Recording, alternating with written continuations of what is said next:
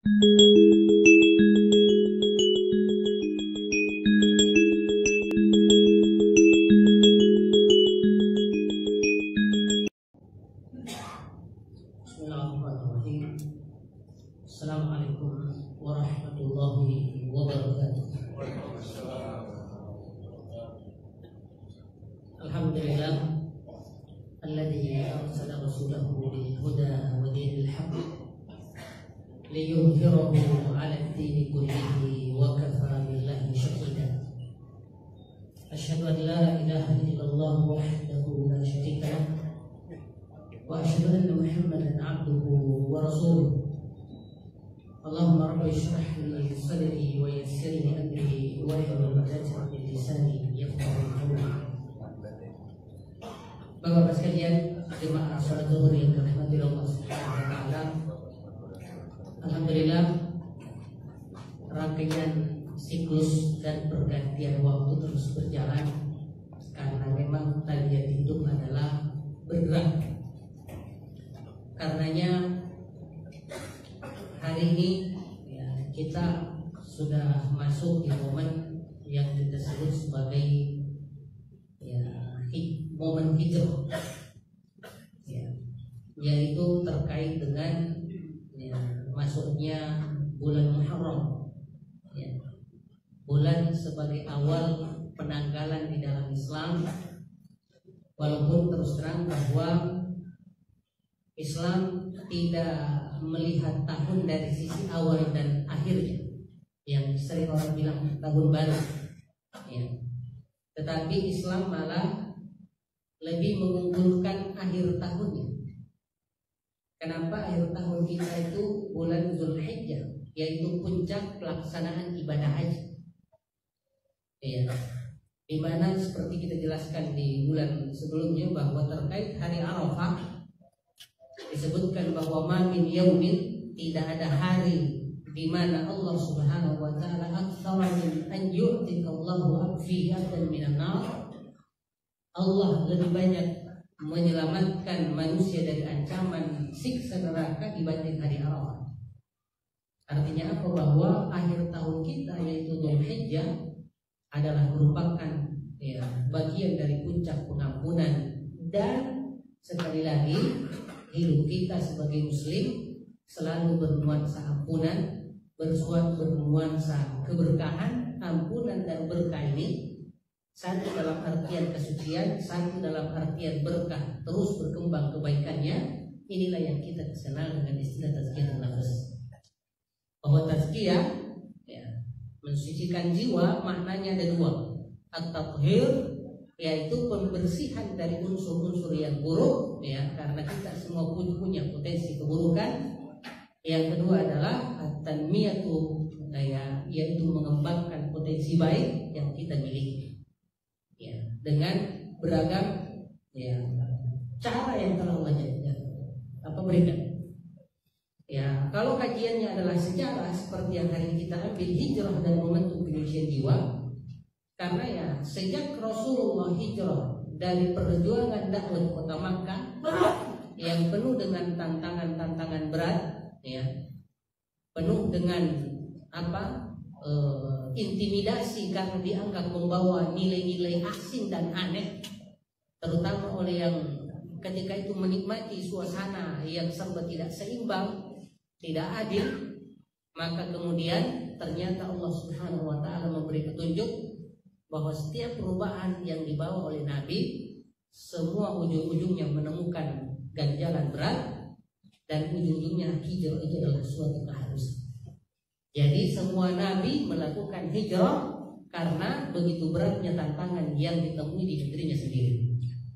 Karena jadi yang berhati Allah Subhanahu wa taala, seperti kita tahu dalam rentang sejarah dakwah Rasulullah, ya, setelah 13 tahun dakwah itu dipaparkan, bahkan kemudian terjadi yang namanya hiburan oleh Allah terhadap beliau Rasulullah setelah peristiwa, ya, pelemparan beliau, ya, di sebuah wilayah Taif. Lalu ternyata Allah kemudian Isra Mi'rajkan Rasul sebagai hiburan bahwa Allah di balik engkau adalah yang memiliki kuasa luar biasa, sehingga jiwanya begitu kokoh lalu kemudian terjadilah peristiwa hijrah itu. Walaupun sekali lagi bahwa di zaman Rasulullah hijrah ini belum diformalkan dalam bentuk tahun, belum. Ya, karena nanti yang memformalkan tahunnya itu adalah Khalifah Umar bin Khattab, karena namanya perubahan itu harus bertahap. Yang selesai di zaman Rasulullah adalah hijrah dari aspek dosa ya ke ketaatan dengan levelnya pribadi hingga kemudian keluarga hingga masyarakat sampai ke level kenegaraan. Adapun kemudian perubahan masalah penanggalan hijriah itu nanti kebijakan itu ya ada di zamannya Umar bin Khattab radhiyallahu anhu. Jemaah rahmatullah subhanahu wa ta'ala. Kita menemukan sebuah ayat di surah Al-Hasyr di bagian paling atas itu ya. Allah ceritakan lil fuqara'il muhajirin, bagi kalangan orang-orang miskin al-muhajirin yang ikut berhijrah, alladzina ukhriju min diyarihim, yang mana mereka diintimidasi ya dari negeri mereka, dari rumah mereka, wa amwalihim, juga harta mereka selalu dirusak oleh mereka yang tidak senang keislaman mereka itu, yang yajabuna fadlan min Allah, yang mana tujuan mereka untuk hijrah dari Makkah ke Madinah murni mencari karunia. Ya, jadi ternyata di balik hijrah Allah mengatakan kata fadl. Kata fadl itu adalah karunia berupa rezeki, bukan semata-mata ya iman, takwa dan seterusnya, tapi ternyata efek dunia itu disebutkan. Seperti habis sholat Jumat wabtagu min fadlillah, carilah rezeki setelah sholat Jumat. Ya. Sama setelah haji, laisa alaikum junahun, kalian tidak berdosa antabtagu fadlan min rabbikum. Manakala sambil haji kalian juga berbisnis. Dalam artian barang dagangan kalian tawarkan dalam kondisi kalian berihram, enggak ada masalah. Selama tidak melanggar ya apa? Larangan-larangan ihram. Nah, baru setelahnya waridwana, juga mencari keridhaan Allah. Ya. Jadi dipadukannya antara keridhaan Allah dalam aspek ibadah ya, dan kemudian aspek rezeki dalam kehidupan duniawi itu tidak ada masalah. Wa yansurunallah wa rasulahu, dan mereka hijrah itu adalah bentuk daripada menolong Allah, menolong agama Allah. Wa rasulahu, menolong agama Rasulullah, dakwah Rasulullah. Ya, ini yang surun Allah ini ya. Kalau kalian membela Allah, Allah akan kemudian membela kalian. Nah, kata-kata ini sering dipelesetkan kalangan kiri bahwa Allah nggak perlu dibela. Ya, Allah nggak perlu dibela katanya. Nah, kalau begitu apa gunanya kita berdakwah? Apa gunanya jihad kalau nggak ada pembelaan? Terakhir kemarin orang liberal mengeluarkan disertasi bahwa ya hubungan seks non marital di luar pernikahan itu bukan zina. Ya itu apa? Kalau itu dipakai sudah nggak ada lagi zina di dunia ini, kecuali menzinahi istri orang, menzinahi mahram sendiri. Ya kalau ngomong begitu nggak ada mahram selama ini dipraktekkan Rasul dan kalangan sahabat.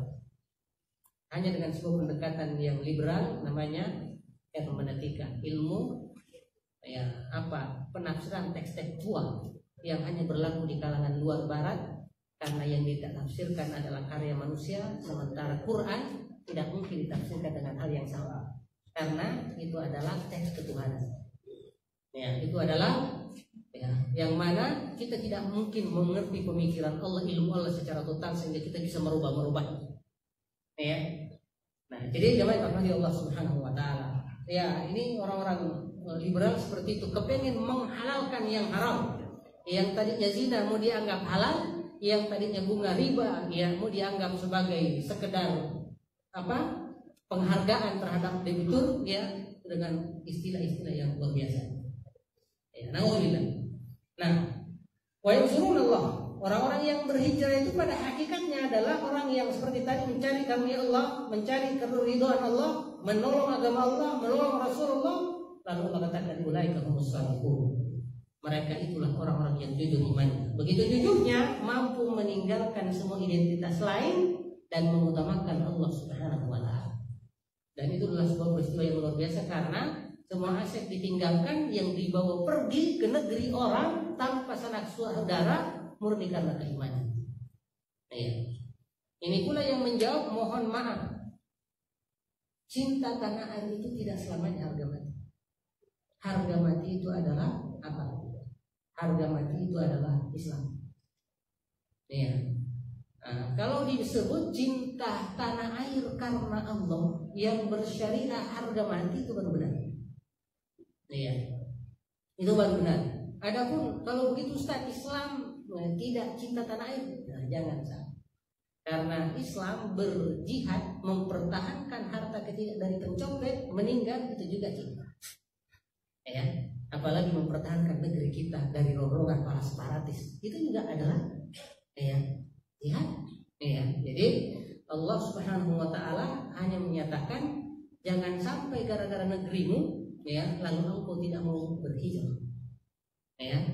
Padahal kalau cinta tanah air mau dipraktekkan Rasulullah dengan tidak meninggalkan negerinya, tidak berhijrah ke Madinah, ya naudzubillah, tidak akan pernah terjadi yang namanya hijrah itu.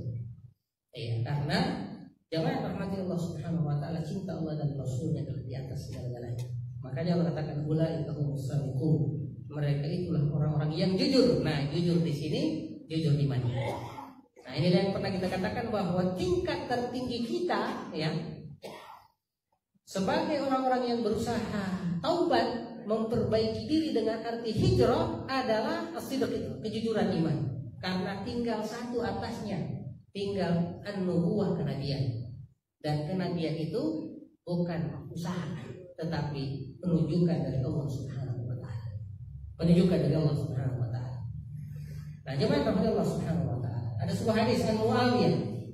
Qala Muawiyah menginformasikan sami'tu Rasulullah sallallahu alaihi wasallam yaqul, saya pernah mendengar Rasulullah SAW menegaskan, la tanqati'ul hijratu hatta tanqati'at taubah. Hijrah tidak akan pernah terputus sampai taubat berhenti. Ya, di sini Rasulullah SAW menegaskan bahwa makna hijrah ya, sama dengan makna taubat. Sama dengan makna taubat. Bahwa hijrah maknanya perpindahan, taubat juga berpindah dari maksiat ke ketaatan. Ya, walaupun nanti kata hijrah kalau kita kaitkan dengan Rasulullah dan para sahabat itu lebih ke tempat, hijrah tempat. Ya. Yaitu hijrah dari tempat yang tidak akrab dengan apa? Praktek-praktek keislaman. Ya. Praktek-praktek keislaman menuju ke tempat negeri aman di mana kaum muslimin bisa berislam dengan utuh dan tanpa intimidasi. Ya. Walaupun ya kalau kita mau lihat, Ustaz, bukankah Rasulullah pindah ke Madinah, di Madinah juga masih juga apa banyak tantangan dari kalangan Yahudi, munafik. Ya iya, karena dakwah memang tidak akan pernah sepi dari kepentingan orang-orang yang merasa terancam dengan adanya dakwah ini. Iya.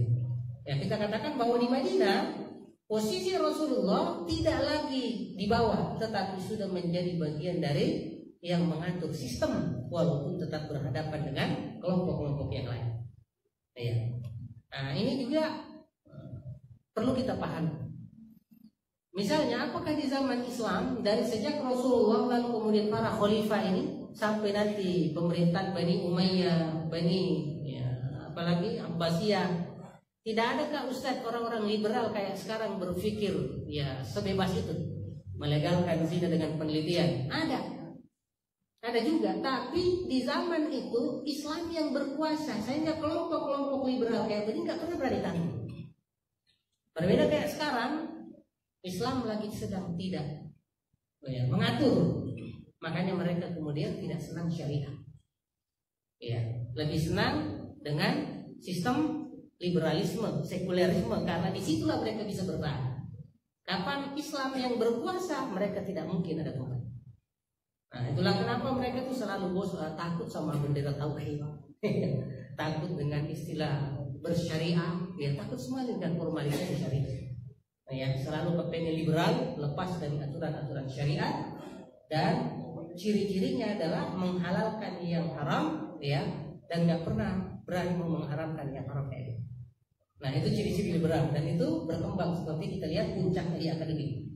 Karena akademi kita ini dalam studi Islam dipengaruhi, mohon maaf, oleh pemikiran Barat. Ya. Itulah kenapa kita tidak mampu berharap banyak dari institusi-institusi resmi pendidikan Islam di negeri ini. Karena alhamdulillah metodologi penelitian sangat terpengaruh dengan sistem liberalisme. Jemaah yang rahmati Allah Subhanahu wa taala. Walakan kati taubah, sementara taubat tidak bakalan terputus hatta tatlu asyamsu min maghribiyah. Dan taubat tidak bakalan bisa berhenti hingga kemudian matahari terbit dari barat, yaitu pada hari kiamat. Nah, jadi hijrah akan terus terjadi selama kemudian masih ada peluang untuk taubat. Mana hadis la hijrah ba'dal fath. Rasulullah pun juga sudah menegaskan setelah Fathu Makkah, ketika Islam sudah memenangkan kota Makkah, sudah tidak lagi hijrah besar-besaran secara tempat. Walakin jihadun waniyah, yang ada tinggal hijrah dalam bentuk bersungguh-sungguh dalam berjihad, perbaikan diri, beramar ma'ruf nahi munkar, termasuk melawan musuh ketika kemudian selalu zalim terhadap Islam. Waniyah, dan memperbaiki komitmen untuk senantiasa balik ke ajaran Allah yang disebut taubat. Wa idza stumfirtum, kalau kalian disuruh untuk berjihad fanfiru, maka berjihadlah, karena jihad itu bagian daripada proses hijrah. Proses hijrah. Nah, Imam Al-Qasim rahimahullah ketika menafsirkan dan menjelaskan hadis ini, beliau menyatakan bahwa hadis ini menunjukkan bahwa hijrah telah terputus setelah Fathu Makkah, bahwa setelah era Fathu Makkah hingga zamannya beliau tidak lagi terdengar adanya hijrah, karena umumnya manusia telah masuk Islam dan berbondong-bondong. Dengan berbondong Islam telah menang.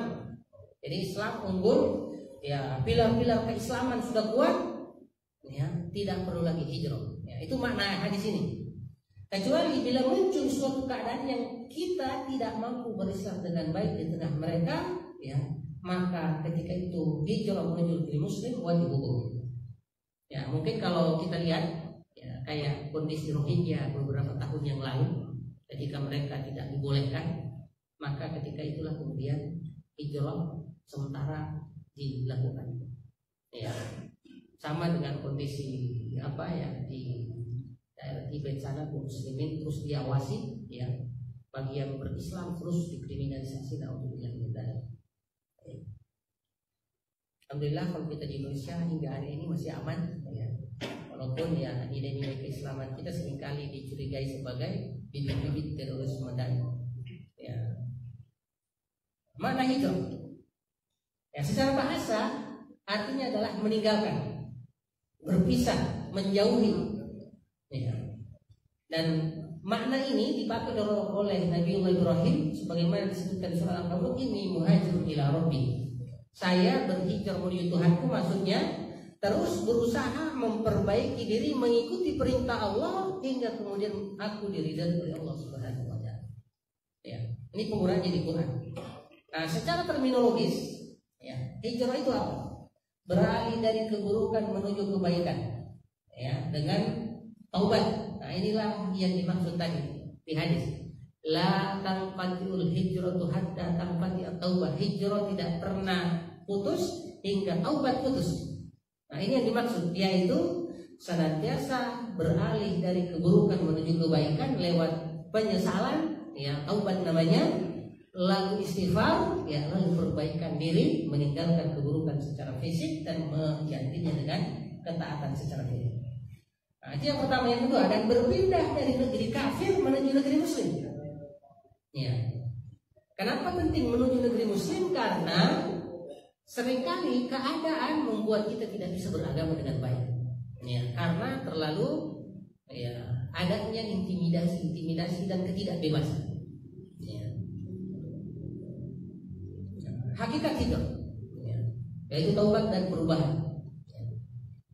Pertama, hijrah dari Islam, non-Islam ke Islam. Nah, ini yang pertama. Makanya setiap non-Muslim masuk Islam selalu ada namanya istilah nama hijrahnya. Pernah nggak Pak dengar istilah nama taubat, nama Islam? Enggak. Selalu pakai nama hijrahnya itu nama hijrah istilahnya. Nama hijrah. Nama hijrah. Dua, hijrah dari maksiat kepada ketaatan. Jadi kita udah masuk Islam, namun maksiat ini masih kadang terjadi karena kelemahan kita secara iman maupun secara kekuatan iman. Nah, ini juga masuk. Jadi walaupun pindah dari non Islam menjadi Muslim, nah nanti di Islam masih perlu terus praktek. Juga istri yang hijrah namanya. 3 hijrah dari kemunafikan menuju kejujuran. Ya, tadi kita lihat bahwa ulaika humus shadiqun, orang-orang yang berhijrah di zaman Rasulullah 2 kali ya, hijrah, sekali ke Ethiopia Habasyah, sekali lagi ke Madinah. Ya, Allah akui mereka wa ulaika humus shadiqun, bahwa target kita dalam hijrah secara maknawi maupun secara fisik bagaimana untuk bisa menjadi orang yang imannya jujur dalam artian kemunafikan di dalam diri kita melemah. Apa itu? Dengan cara senantiasa bersemangat menuju Allah Subhanahu wa taala dengan segala makna-makna ketauhidan, keimanan, akidah, ya, maupun amalan dan seterusnya. Termasuk hijrah dari keadilan menuju ihsan. Ya. Ya, kenapa disebut adil ke ihsan? Ya, karena sebelumnya sudah ada dari zalim ke adil. Zalim ke adil nomor 1, 2, dan 3. Ya. Nah sekarang hijrah ya dari keadilan menuju ke ihsan. Nah ini hijrah dari kezaliman menuju keadilan. Mohon maaf karena ini terbuka berbalik ternyata. Ya. 3 hijrah dari akhlak tercela menuju akhlak terpuji. Ya, bagian 4. 5 hijrah dari kezaliman menuju keadilan. Nah, dan yang tertinggi lagi hijrah dari keadilan menuju ihsan. Ya, jadi kalau kita lihat tahapan-tahapan ini, ya persis seperti orang yang naik kelas. Ya, naik kelas seperti yang ada di sekolah, ada di universitas, bahwa ternyata untuk kemudian menjadi muslim yang baik kita perlu melalui beragam tahapan yang berawal dari pembelajaran, yang belajar dari berilmu tentang apa mau Allah kepada kita, ya, dengan semua makna-makna yang ada. Nah, hijrah dalam Al-Quran, ya, penggunaan kata ini tidak perlu kami analisa. Ya. Alasan hijrah Rasulullah SAW di zaman Rasulullah, kenapa hijrah dari Makkah ke Madinah secara fisik? Pertama, bertambah dahsyatnya siksaan yang dilakukan oleh kaum kafir Quraisy terhadap kaum muslim yang lemah. Jadi mereka yang statusnya budak, ya, lalu berislam, tuannya tidak mengizinkan, maka mereka disiksa habis-habisan. Sementara Rasulullah SAW belum berdaya untuk menebus mereka. Ya, budak. Ya. Nah, kata budak inilah yang menjadi alasan kemarin disertasi yang ada di Jogja itu. Ya, yang dia maksud di situ adalah, ya, tidak dinikahi lalu tidak berzina, sebenarnya adalah apa? Ya, menggauli budak, dan budak itu memang statusnya kayak barang kepemilikan. Ya, tidak perlu dinikahi ketika hendak, ya, digauli karena mereka memang, ya, statusnya seperti itu. Masalahnya adalah saat ini di negeri-negeri muslim kagak ada budak, nggak ada. Ya, itu yang mereka sebut milkul yamin. Itu milkul yamin adalah seseorang yang dimiliki lewat status perbudakan. Ya. Dan di zaman Rasulullah itu, ya, sudah mafhum. Ya, bahkan dijual. Ya, Rasulullah berkali-kali menjual budaknya. Ya, bahkan Aisyah radhiyallahu anha punya budak dihadiahkan ke Rasulullah SAW. Makanya di beberapa tradisi kerajaan, ya, supaya kerajaan ini tidak jadi perebutan, ya, sempat di kalangan kerajaan Utsmaniyah, bahkan Bani Abbasiyah, yang dinikahi itu adalah bukan orang merdeka, tapi, ya, anak-anak raja ini hanya menikahi budak. Ya, tujuannya nanti, ya, agar mereka ini kalau perempuan tidak punya hak, hanya laki-laki dong yang punya hak. Ya. Nah sekarang masalahnya kita lihat dalam aturan syariat Islam, kadang ada pelanggaran lalu, ya, untuk membayarnya, ya, dendanya seringkali di Quran disebut fakku raqabah, merdekakan budak. Karena apa? Tujuannya Islam kepengen gak ada perbudakan. Ya, dan terbukti kaum muslimin gemar untuk memerdekakan budaknya menjadi orang merdeka. Ketika menjadi orang merdeka, tidak boleh lagi diperjualbelikan dan tidak boleh lagi digauli tanpa melalui metode pernikahan. Cuman penulis ini mencoba menggunakan terminologi yang sudah tidak ada di kenyataan untuk melegalitas perzinahan, untuk menyatakan bahwa itu sah, padahal kenyataannya tidak ada. Kecuali nanti ketika terjadi kekacauan massal lagi, lalu terjadi lagi ada orang-orang yang ditawan lalu dijadikan budak, kembali lagi sistem itu berlaku. Nah, jemaah Allah Subhanahu wa taala. Dua, pendekatan ekonomi. Dalam sejarah Rasulullah SAW tahun ke-10, 11, 12 itu ada 3 tahun mereka kaum muslimin diboikot secara ekonomi, tidak boleh berinteraksi sama sekali dengan bangsa Arab yang lain, sehingga Rasulullah memutuskan untuk hijrah. 3, meninggalnya orang-orang dekat dengan Nabi yang terkenal membela dakwah ini. Di antaranya adalah Abu Thalib, termasuk kemudian sebelumnya istri beliau Khadijah radhiyallahu anha yang banyak membackup secara finansial, maupun kemudian semangat. Adapun secara politik adalah pamannya Abu Thalib. Nah, ini semua yang kemudian menjadi alasan untuk hijrah secara total. Macam-macam hijrah.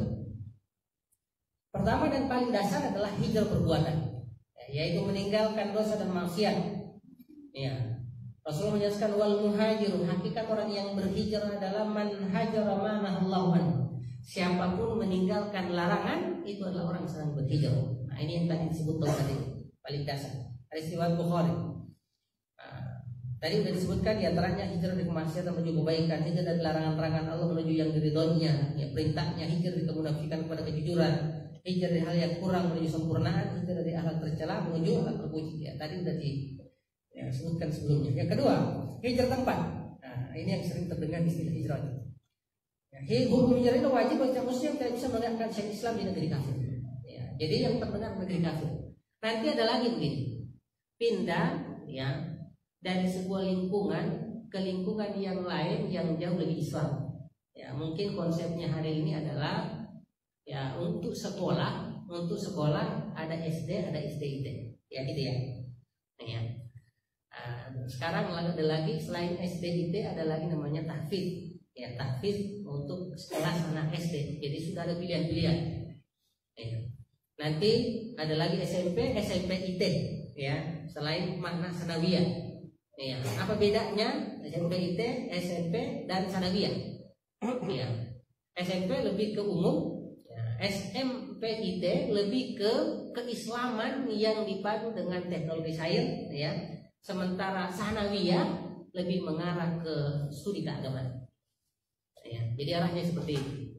Sama dengan SMP, SMA, SMU dengan SMA IT sama dengan aliyah. Juga sama gayanya. Nah, belakangan sampai kita sebut ada lagi pesantren mahasiswa namanya.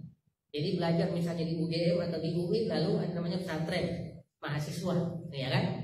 Nah, jadi pesantren mahasiswa ini lebih ke keislaman karena secara sains mereka udah belajar di universitas umum PLN. Jamaah rahmati Allah Subhanahu wa taala. Nah, kalau dari aspek perumahan ada istilah sekarang perumahan Islami atau perumahan Muslim. Nah, itu adalah bagian daripada hijrah. Makanya sekarang ada istilahnya konsep.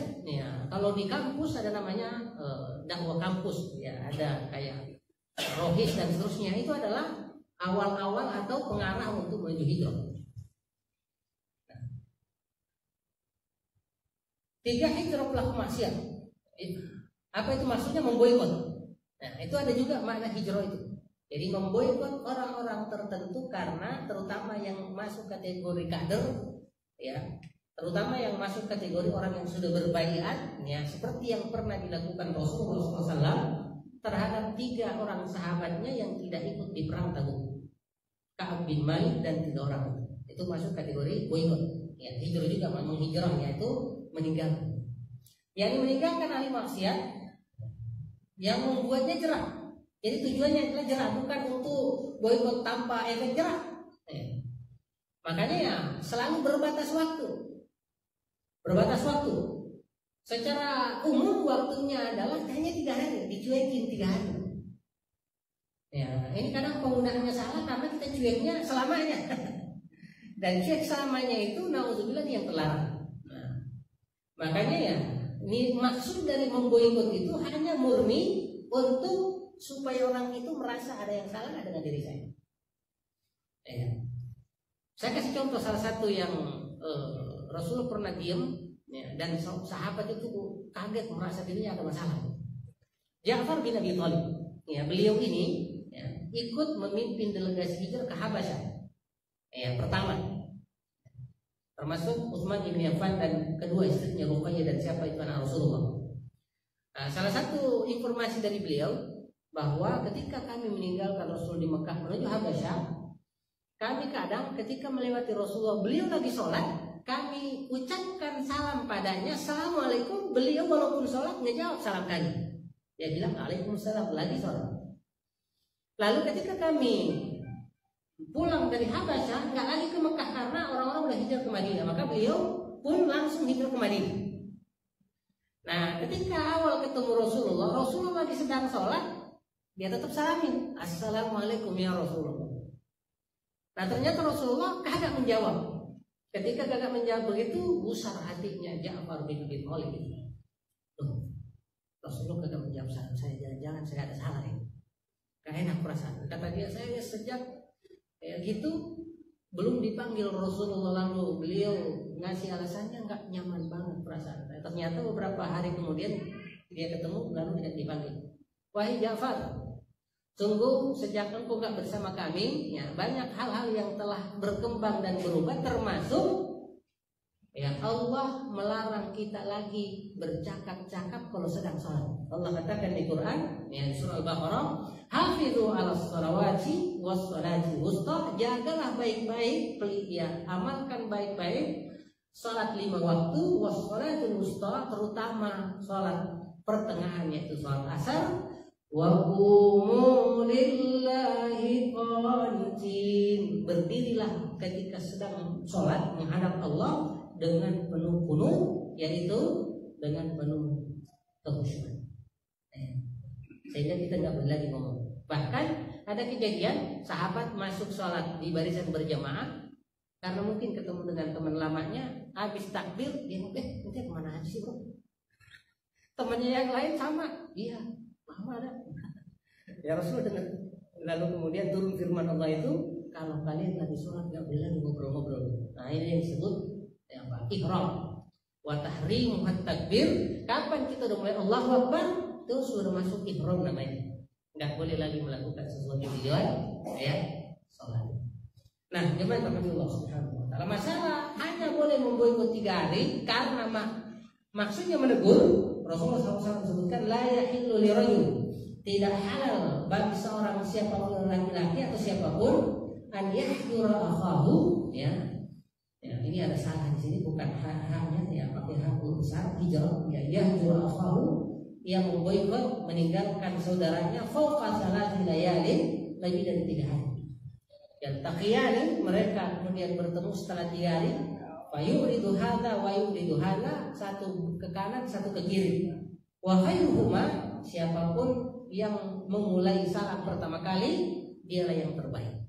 Jadi ini hakikat ya boikot hanya maksimal 3 hari. Kalau dia tidak merasa tertegur, dia tidak meninggalkan ini, dihentikan boikot itu dan diajak ngomong langsung sebagai nasihat.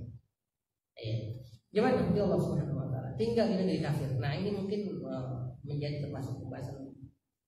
Ya, setelah Rasulullah SAW menginformasikan tentang hijrah ke Madinah, ya sebelumnya ke Habasyah, lalu ada beberapa orang tidak bisa karena beberapa alasan. Ya, tapi secara umum, ya setelah pada di Madinah, Rasulullah lalu berlepas tangan dari kaum muslimin yang masih tidak menghijrah di Mekah. Rasulullah, ana bari'un min kulli muslim, saya terus terang lepas tangan, ya tidak bertanggung jawab lagi keamanan maupun keimanan, yuqimu bainal musyrikin, mereka-mereka yang masih di Mekah padahal sebenarnya dia mampu untuk hijrah.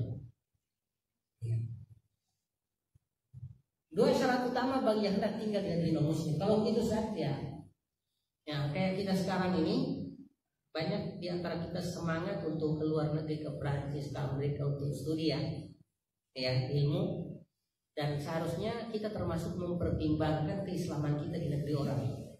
Apakah di sana ada komunitas-komunitas tempat kita berkumpul nanti yang bisa membuat keislaman kita aman? Itu yang perlu harus diperjelas dulu. Kalau terjun bebas ya tanpa pengaman itu yang telah. Nah ini pertama, orang tersebut menjaga agamanya. Jadi kalau keluar sana belajar ataupun kerja, namun dia punya semangat beragama, imannya kuat dan termasuk punya komunitas, ya dia dapat menangkis segala kerancuan penyimpangan, ya silahkan tinggal. Dan jarang orang bisa begini.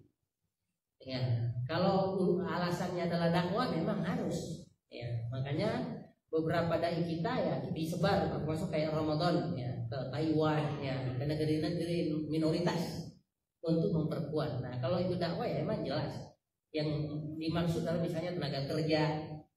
Ya, kita sempat dengar ada tenaga kerja kita, ada TKW ya kalau nggak salah di mana itu di Taiwan, dilarang sholat sama majikan. Akhirnya sholatnya di toilet. Gimana status sholatnya Ustaz kalau begitu? Insya Allah sah karena dia terintimidasi di luar tempat yang aman. Ya, Allah Maha tahu kondisi seperti itu. Kan nggak boleh di toilet Ustaz. Iya itu nggak boleh kalau tidak ada intimidasi di luar toilet. Ya. Misalnya seandainya bisa di kamarnya ketika orang lagi tidur, ya tidak masalah. Tapi ini wallahu a'lam kayaknya dipasangin CCTV semua. Nggak dibolehkan ngamalin Islam gitu. Nah, steril lah toilet itu dari CCTV, di situ dia sholat. Ya, jadi nauzubillah, di situlah di antara mana-mana kayak gitu. Dua, dia mampu menampakkan agamanya dengan menerapkan syariat Islam tanpa ada larangan. Ya, jadi di sana keislaman terbuka kayak gitu. Ya, dan tentu jarang yang memiliki spesifikasi kayak begitu. Dan kalau ada, alhamdulillah, yang begitu yakin akan jadi dai nanti di negeri orang. Macam-macam kondisi orang yang tinggal di negeri non muslim tapi dan hukum hijrahnya, dia mampu hijrah dan tidak mampu istiqamah dalam beragama. Jadi aslinya dia seharusnya pindah, ya. Dan dia yakin bahwa ketika dia tinggal di wilayah itu Islamnya terancam. Nah, orang kayak begini diwajibkan hijrah. Ya. Kenapa kalau dia tinggal di sana maka terancam akidahnya? Ya. Nah, dia akan tersesat dan menyimpang, ya ikut-ikutan dengan gaya hidup mereka, ya, dan Islamnya akan terus. Ya. Dua, orang yang tidak mampu hijrah, tidak mampu untuk berislam dengan baik. Ini dua-duanya. Jadi dia tidak mampu hijrah karena kelemahan secara finansial, ya di sana dia rendah ekonominya. Belum lagi kemudian dia juga tidak mampu berislam dengan baik. Ya, jadi lemah dua-duanya. Ya. Di sini ya, seperti orang yang sudah lanjut usia, sakit berkepanjangan, ya tersandra. Orang-orang lemah kayak wanita tidak mampu untuk melarikan diri, ya. Maka golongan ini tidak wajib hijrah, ya. Boleh tetap tinggal di negeri kafir kayak tadi karena ketidakmampuannya. Ya, disebutkan di surah Nisa, illal mustata'fina minar rijal, kecuali kalangan laki yang lemah, wan nisa, ya perempuan, wal wildan dan anak-anak, la yastati'una hila, tidak memiliki kemampuan untuk meninggalkan kota Makkah, wala yahtaduna sabila, enggak lihat jalan, ya. Paulaika, mereka-mereka yang tidak punya kemampuan itu dan walaupun lemah dari segi agama, asallahu an ya'fuwa anhum, mudah-mudahan Allah ampuni mereka. Ya. Jadi yang bermasalah lemah imannya bisa hijrah karena punya kemampuan finansial, tapi dia nggak peduli. Nah, kayak gitu dia ya, dalam kondisi ya berdosa. Wa kana Allahu ghafurur ghafura. Sungguh Allah Subhanahu wa taala akan menjadi pengampun dan Maha Penyayang. Tiga, mampu hijrah dan istiqomah dalam beragama. Ya. Golongan suatu hijrah tidak wajib, ya, untuk memperkuat kekuatan muslimin. Jadi dia punya kemampuan hijrah juga di sana pun di negeri-negeri yang minoritas itu istiqomah. Ya. Makanya kayak gini tetap dianjurkan bergabung dengan kaum muslimin. Ya, bukannya tinggal di sana saat berdakwah, bisa berdakwah, tapi kalau misalnya di sana masih ada yang bisa menggantikan dia, mending bersama kaum muslimin karena anjuran dalam Islam agar kita wakunu ma'as-sholihin, selalu bergabung dengan orang-orang yang jujur imannya. Yang jujur kenapa? Karena itu adalah memberi kekuatan. Makanya Allah katakan wa may yuhajir fi sabilillah Siapapun yang berhijrah di jalan Allah yajid fil ardi muragaman katsiran wa sa'ah. Ya. Nah, bahkan wa may yakhruj min baitihi muhajiran ilallah wa rasulih tsumma yudrikul maut. Siapapun yang hijrah namun di perjalanan dia meninggal, faqad waqa'a ajruhu 'ala Allah, pahalanya sudah sampai ke Allah. Nah, ini yang menjadi hadis yang membunuh 100 orang itu yang sering kita dengar itu, ya kan disuruh pindah kan di negeri sono, coba kamu pergi. Ya, tapi belum sampai ke tempat yang disebutkan, baru sampai di perbatasan lewat 1 meter sejengkal dia meninggal gitu kan ya. Tapi kita dengar malaikat ini bingung, ini ke neraka apa ke surga? Lalu disuruh mereka mengukur mana yang lebih jauh tempat daerah maksiat atau daerah yang daerah maslahat, tempat orang-orang baik. Ternyata setelah diukur hanya beda jauh lebih dekat sejengkal ke tempat tujuan dibanding ini. Ya, lalu kata ya Allah, engkau berhak wahai malaikat penjaga surga. Ya. Nah, ini dalilnya bahwa selama kita sudah keluar, ya bahkan belum sampai ke perbatasan tapi hati sudah ini, itu sudah termasuk terhitung pahalanya. 4, mampu berdakwah dan sudah beragama serta membawa masalah kaum muslimin. Nah, tentu yang ini disuruh tinggal ya untuk ya dakwah. Jamaah Allah Subhanahu wa taala. Keutamaan hijrah, ya rezeki yang berlimpah di dunia, ya kesalahan dihapus dengan dosa diampuni, derajat ditinggikan oleh Allah, kemenangan yang besar, tempat penjara surga, mendapatkan ridha Allah Subhanahu wa taala. Jadi ya kita saat ini lebih banyak berbicara tentang hijrah dalam aspek ya perbuatan baik, karena dari sisi tempat insya Allah kita ya mudah-mudahan proses hijrah itu terus berjalan supaya status kita ya sebagaimana doa yang diajarkan, Allahumma ja'al khaira amal khawatimahu, ya Allah jadikanlah amal terbaikku di penutupnya, ya wa khaira umri akhirahu, umur terbaikku ya umur terakhir, ya wa khairu ayyami, hari yang terbaik dalam hidupku, yaum alqaka fi, hari di mana aku bertemu engkau. Ini artinya apa? Bahwa sebelum kematian itu datang, kita berusaha untuk sampai ke tingkat yang luar biasa yang disebut as-shori kita, yang jujur imannya, sehingga kita berhak menjadi orang yang dirahmati Allah dengan kenikmatan yang luar biasa. Kita tutup dengan doa kafaratul majlis. Subhanallah wa bihamdihi, asyhadu an la